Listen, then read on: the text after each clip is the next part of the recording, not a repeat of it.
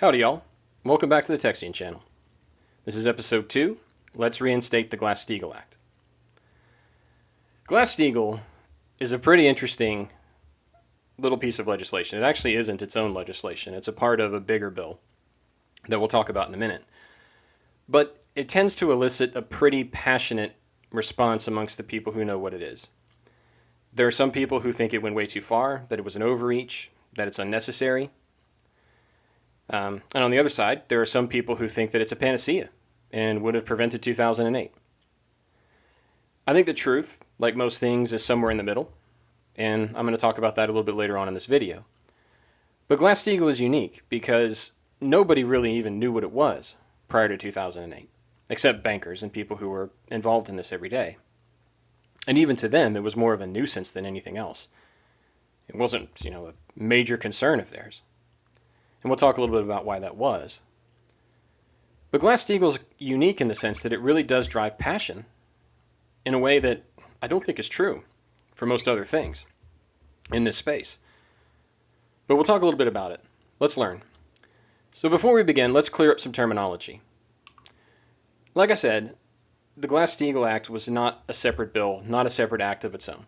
It was part of the Banking Act of 1933, and in my last video I talked about the fact that I don't really think Congress, rarely does Congress put out a truly exceptional piece of legislation, but the Banking Act of 1933, in my opinion, was a very good piece of legislation.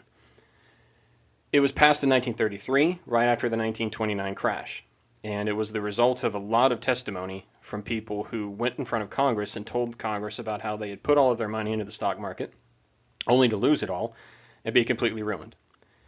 If you're really interested, you can go out and read some of the text of their testimony. It's out there online, and it's truly heartbreaking. What some of these people, elderly people, for example, who hoping to retire, hoping to get out of their back-breaking jobs, had gambled everything they had in the market and are now destitute. It's truly heartbreaking. And so I think it set the tone with Congress and with the American people because they were suffering so much at the time that we could never, ever let this happen again. So whatever bill we came up with, it needed to overshoot the mark. Let's do too much rather than not enough. And Glass Steagall, for its part, was in that same vein. It was in that same thinking. All right. There are two kinds of banks, for the most part. Now, I know there's others. There's credit unions and things like that. So, but for the most part, generally speaking, there are two kinds of banks that normal, average people would interact with throughout their lives. The first are commercial banks. Now, this would be where you take your checking account, your paycheck to be deposited, your savings account. Think of like your Wells Fargo or your branch of Bank of America on the corner. That's a commercial bank. So they take member deposits for safe, in quotes, keeping. And I think a future video might be to describe how that's not really all that safe. At least with the FDIC in place it is. But we'll put safe in quotations there for now. Banks can actually be very risky with capital that gets deposited for any number of reasons. Now, it's important to note that these commercial banks can buy and sell securities for the bank itself. They can't buy and sell securities for you. So when you walk in and put your money and say, I want to open up a checking account, it is off limits for that commercial bank to take that capital and use it to buy securities. Now, the bank can buy its own stuff. It can buy what are called bank-eligible securities, and we'll talk about that in a second. But your commercial deposit, your money, is off limits to them. Or it was. Investment banks are a little different, obviously. This is going to be your JP Morgan Chase, your Vanguard, places where you can go to open up a brokerage account. And of course, a brokerage account is used to buy and sell securities.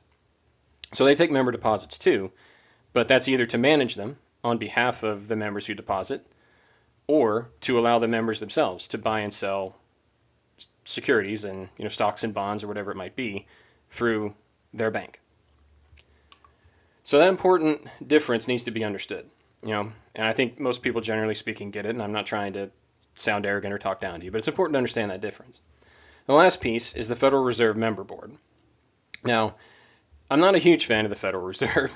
I think that it does more harm than good, in my opinion. I certainly support auditing it, at the very least, and I can be convinced of fully taking it away.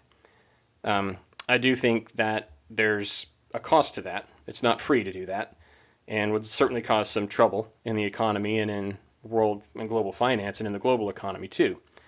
But as I said, I think the harm outweighs the good of it.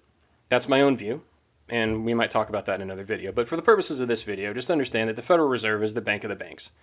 So when banks need money, when they need capital for one reason or another, they can borrow from each other, in which case you'll have an overnight paper loan. But if they need large amounts of capital, or typically the way the rates work, the way the interest rates work, it's better and easier to go to the Fed to get the money. But in order to do that, in order to do business with the Fed that way, the banks have to basically follow some rules and be in compliance. So that puts a little bit of a roadblock up for the banks going too crazy, and is actually useful to know. So when I refer to the Federal Reserve member banks, when I'm talking about are commercial banks that are borrowing from the Fed, that are following those rules. Now, securities, you'll hear me use this term as well. They're really just financial instruments that you buy and sell for profit. Stocks, bonds, maybe an oil future. You could consider something like that a security too. But for the most part, it's just stocks and bonds. All right, so let's talk about Glass Steagall directly. Now, like I said, it's not a separate law in and of itself. It's actually a piece of this bigger law. It's a piece of the Banking Act of 1933. And in actuality, it's really 4 sections that were proposed by Carter Glass and Henry Steagall, both of who were congressmen. I think one was in the Senate and one was in Congress. I know Henry Steagall was in Congress. I don't know if Carter Glass was a senator or not. But basically, these two men came up with these 4 sections and wanted it added to the Banking Act of 1933. They saw this issue, and they felt like the law needed to address it. Again, they wanted to overshoot the mark. Let's do more. Let's do too much, not enough. Or let's do too much and instead of doing not enough. Wow, I can't talk today. Anyway, Section 16, as I said, is for the most part still in effect, and that prevents commercial banks from buying and selling securities except bank-eligible securities, meaning there's a couple of securities that the banks can buy for themselves. I'm not going to dive into that too much. If you want to learn more about what those are, again, it's typically those paper loans, but you can kind of look into that if you want to. But for the scope of this video, just understand that basically the banks can't go out and buy stocks and bonds on your behalf or really for themselves. Section 20 prohibits those same commercial banks from being affiliated with any investment bank. So they can't own them, they can't be partners with them, they can't be a joint venture, can't be a subsidiary. And really that should be in the past tense because Section 20 has been repealed. It prohibited commercial banks from doing that with investment banks. And Section 21 is the other side of that coin. It prohibited investment banks from accepting the commercial deposits. So your commercial bank can't have you open a brokerage account. And if you go to JP Morgan Chase or Vanguard, you couldn't open up a checking account there. There were 2 separate things. You had to go to a different place if you wanted to do either one of those things. And the last piece, and only a lawyer would come up with this term, but it prohibited interlocking directorates, which is a fancy way of saying collusion. It prohibited collusion between the commercial and the investment banks. So they couldn't get together and work out some, crazy scheme to try to get around any of the banking rules. So you might be thinking to yourself, that seems pretty simple. Why did we need 4 different sections to say something that simple? Well, the answer to that is the banks are pretty greedy. And if you didn't put this wall up between the commercial deposits and the investment banking, they would go crazy. They would recognize a huge supply of capital over there on the commercial banking side that they could pull in and use to go to the markets and gamble with. Now, banks will get out of control, as we saw in 2008, if you don't put up sensible legislation. And Glass Steagall was designed to do exactly that. It was designed to prevent these banks from going crazy, from grabbing on to grandma and grandpa's savings, taking it over, and gambling with it for the benefit of the banks and its members, meaning the shareholders of the bank and also the employees of the bank, who of course would be making money on the fees. And as stock prices go up, so do their fees, right? So by pulling all this capital over, it would mean a lot more money for the bank and the bankers and for the members and the shareholders of the bank itself. All right. So this Glass Steagall, the net effect of it, what you really need to understand is it put a wall up and said you can't intermingle. All right. If money's over here, it has to stay over there. If it's in a commercial bank, that's where it has to stay. If it's in an investment bank, that's where it has to stay too. So when you went to an iBank, to an investment bank, and you put your money in as a deposit, you knew that it was being risked. And if you didn't want to risk it, then you'd go over to the commercial bank and put it there. But there was a clear, the consumer at that point had a choice. right? If you wanted to risk your money, you went to the iBank. If you didn't, you could go to the commercial bank and it would be safe. Now, from the beginning, like I said, Glass Steagall was a bit of a controversial bill. Some people thought it went too far right off the bat, that it was an overreach and was too restrictive. But again, the mindset of Congress at the time and of the country was, because they were hurting so much, we cannot allow this to happen again.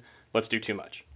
Carter Glass himself had a change of heart and called for the bill to be repealed. Even though he sponsored it in the beginning, he decided later on that it should be repealed. Throughout the 1970s, there were a lot of court decisions that took away the enforcement of it. So it was kind of limping its way through the decades of the 20th century. And by the 1970s, much of the teeth had been taken out of it. And like I said at the beginning, it was really seen as more of a nuisance than anything else. By 1999, many felt the law was completely outdated, that the financial industry had moved well beyond the scope of Glass Steagall, and it was a backward old law that we needed to get rid of. Now, those people, for the most part, were bankers. Like I said, nobody knew what Glass Steagall was in 1999, except the people that were involved in the banking industry. And they recognized that if they could get it out of the way, they could make a lot more money, because they'd have access to all of that capital that they could bring over to the investment bank side from the commercial side and make a ton of money. So coupled with the earlier court decisions and that 1999 Gramm-Leach-Bailey Act, which completely repealed, well, not completely repealed, but repealed the 3 sections other than Section 16 of the Banking Act of 1933, by the time that happened, the law was basically gone. So starting in 1999, early 2000s, if you want to think of it that way, basically the law has no teeth. Now, not surprisingly, we saw a lot of mergers and acquisitions in the 2000s. iBanks recognizing the change, and commercial banks as well, for their part recognizing the change, realized that by merging together or partnering together, they would have access to a ton of capital that they could then go into the market with. And it's a bit like standing outside a casino in Vegas and announcing to every gambler going in that you were happy to rob anyone on the street for them, hand them their money, and they can go into the casino and play with it, but they had to come back with it and nothing less, of course. Now, you might say, well, that's crazy. That's insane. These people are going to go into the casino and gamble like crazy. The odds of them coming back with all their money or the money that you've given them is slim to none. Well, you'd be right. And that's exactly what happened in 2008, as we'll talk about in a little bit later. But, all right, so why did the banks really want the GSA repealed? Well, the first answer, I think, is pretty obvious. Repeal would allow them access to all of that extra capital.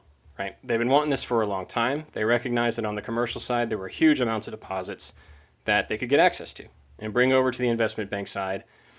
Having all that capital would increase the price of securities, which would, of course, make everybody, who owns these stocks richer. We're going to talk about that in the next video, actually, with wealth inequality.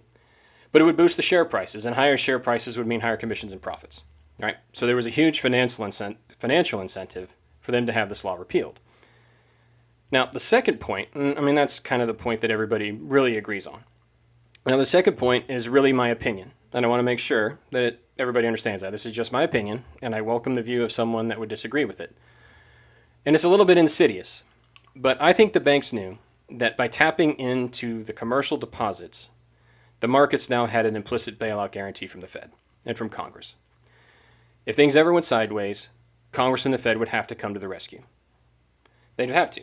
And they have to come in and prop up the market, because if the whole ship went down, not only would all the people who knowingly risk their capital in an investment account, in a brokerage account, not only would they lose all their money, which you might say, well, that's just a function of capitalism. You put your money out there, you risked it, and you got bit. That happens.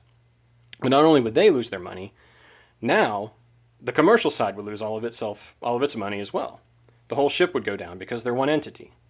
Or at the very least, they've been borrowing against the other one. The deposits at the commercial bank weren't there anymore. They were in the markets. So if it got wiped out in the markets, there was no way that they could get the capital back over to the commercial side. And if there was a run on the banks, well, that would destroy. It'd be like, It's a Wonderful Life. People running up to the bank looking for the capital, and their capital wasn't there. It had been taken over to the stock market and gambled in the casino. Also, FDIC insurance would have put the federal government liable for all those losses. Remember, every deposit that you make in a bank is guaranteed up to $250,000.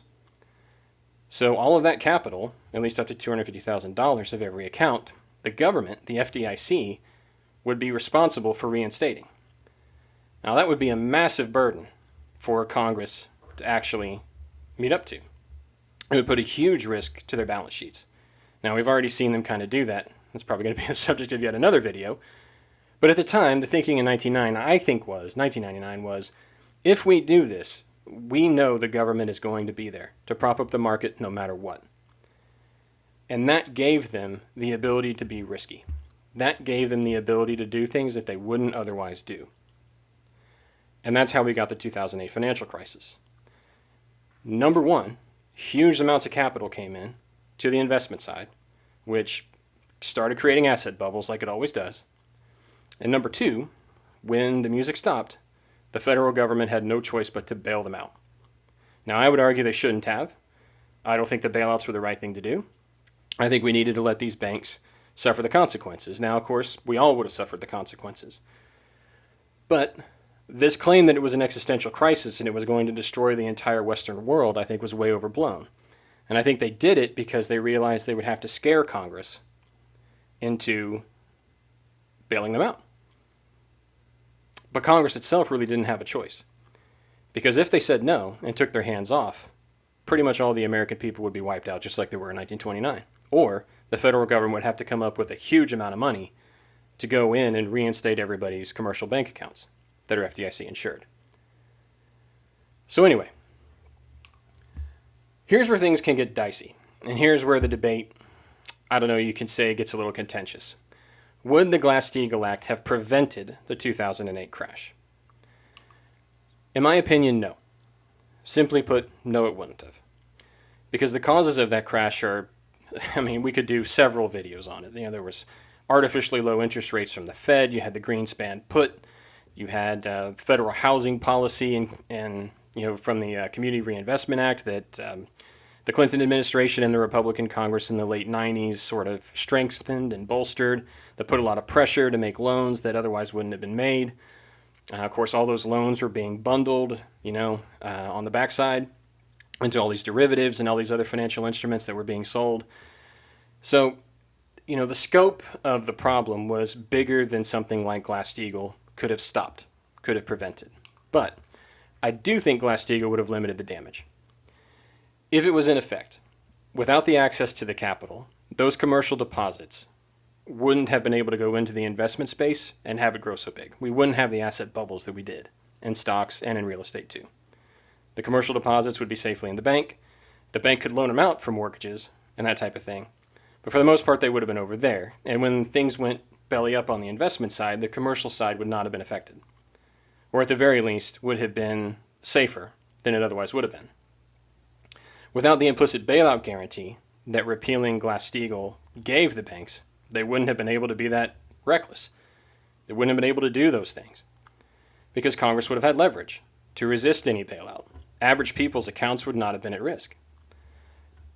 And the FDIC would not have been at risk either. They wouldn't have had to come out with all that capital to reinstate those funds. So Congress could have potentially sat back and said, well, this is you guys. You did this.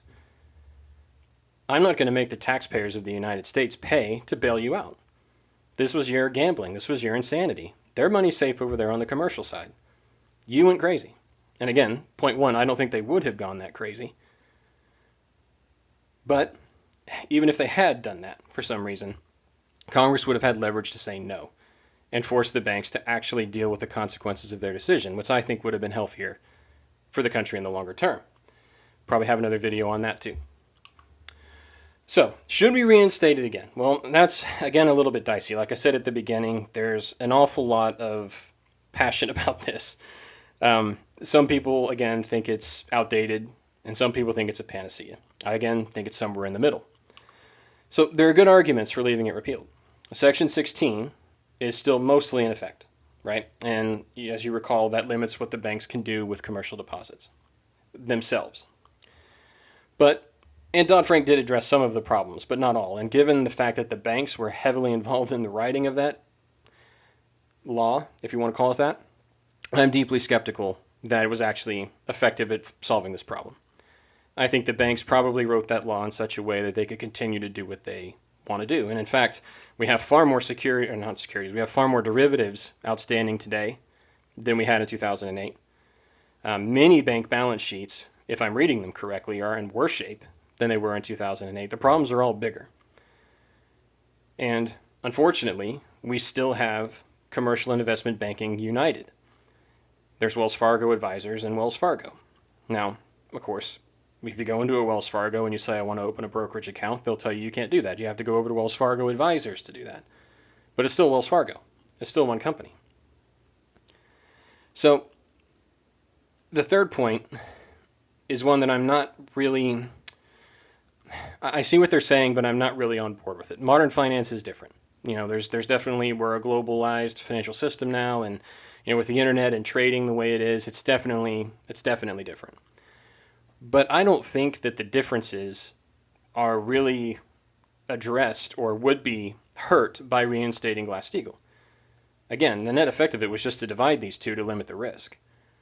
So the fact that modern finance is different and people are trading stocks and trading them internationally, and we have a bunch of exchanges in the world that didn't exist in 1933, and the ability for the American citizens to go buy foreign stocks and foreigners to come into the United States and buy stocks, at least much more effectively and efficiently than they could in 1933. That is all true, but that's really not what Glass Steagall was trying to stop. It was just trying to prevent a systemic risk to society. So, or not maybe to society, but to the banking industry more generally. So I'm not convinced by point 3. However, points 1 and 2 I do think are valid. There's a point to be made there. And like I said, Carter Glass himself believed that the law went too far. But I believe we should fully reinstate it. And here's why. And again, I welcome any views to the contrary. I know there's a lot of people that feel very strongly about this, so if you disagree, let me know below why. But here's why I think we should fully restate it. When it was in effect, such as it was in the 20th century, again, it was being eroded from the get-go, system-wide risk was limited. We had the October crash of '87. It wasn't a systemic risk. Hurt for people that were invested. Hurt for people, that had a lot of money in the markets. But there was no systemic risk to people's commercial deposits. Glass Steagall was still in effect, such as it was. Savings and loan crisis. Again, not a systemic risk. Was limited to one section of the banking industry. We had several recessions in the 50s and 60s that we weathered without an issue. Again, some people got hurt. Some people lost money that they had invested. And, frankly, that sucks. But that's capitalism. That's the way it goes. You put your money into the market, you can lose it. We all understand and accept that. But when we had Glass Steagall in effect, we weathered these storms without it becoming a systemic problem. We didn't have to bail anybody out in 1987. I do think we had to take some interventions in savings and loan crisis, but it wasn't like we were talking about the entire financial system collapsing, and certainly not with the recessions in the 50s and 60s. So for the most part, Glass Steagall actually did its job. It limited the systemic risk. It limited the risk to average people's capital, which was the intention in 1933. Second point, I trust the wisdom of the greatest generation more than I do our current class of oligarchs. I wanted to read that sentence in full because here's what I mean by that. Carter Glass, Henry Steagall, and the people that wrote the Banking Act of 1933 had just seen one of the biggest catastrophes, financially speaking, in our country's history. And certainly up to that time it was. It was terrible. These were people that had lived through it. These were people that have suffered and were suffering at the time. They knew sacrifice. They understand humanity and human nature, I think, better than our current class of politicians do. They weren't as idealistic, I don't think. And they certainly had an understanding of who bankers were. They'd seen it firsthand in 1929. They understand the greed. They understand the incentives in the banking industry. They understood that it could get out of control real quick. I don't know that our current class of oligarchs believes that. I think our current political class is bought and sold wholesale by the banks and the corporations. You might disagree, and if you do, comment below. But I think they're one and the same. And I think any law that was written to try to address this issue by our current political class would be done at the behest of the banks for the banks and for their benefit. I think the 4 sections of Glass Steagall written in 1933, are far more safe in that regard and far more trustworthy or reliable than anything our Congress, Republican or Democrat, could come up with to address this issue. That's my view. Banks are incentivized to take a risk, and that's typically a good thing. But you have to understand that. The banks are always wanting to make more capital. That's what they're there for. And we want them willing to loan. We want them willing to make a mortgage. We want them willing to make a small business loan. Excuse me. We want them going out into the economy and putting capital out there that will help businesses grow and expand and help people. That's what we want them to do. It's a good thing. But we need to have mechanisms in place to limit the damage when things go wrong. That's all Glass Steagall is. It's a limiter. It protects people's money from the greed of investment banks. I think that's a good thing. I think 1929 proves that, and I certainly think 2008 proves that. And I think when you look at what we had to do in 2008 to, quote, rescue, unquote, capitalism, or whatever George Bush said at the time, and the financial industry and the financial world and the bankers, what we had to do is going to be felt for generations to come. Your kids, their kids, generations to come are going to feel the effects of what we did in 2008. That's not fair. That's not right. And I think Glass Steagall, if in effect, would prevent that kind of thing from happening. The damage would be limited to the investment banks who took the risk and took it knowingly. That's my view. I welcome your comments. If you like this video, if you thought it was worthwhile, please comment, like it, share it with your friends if you think it's a good and informative video, and of course subscribe if you'd like to. As always, it's my pleasure to talk to you. Thank you so much for listening. Until later, God bless.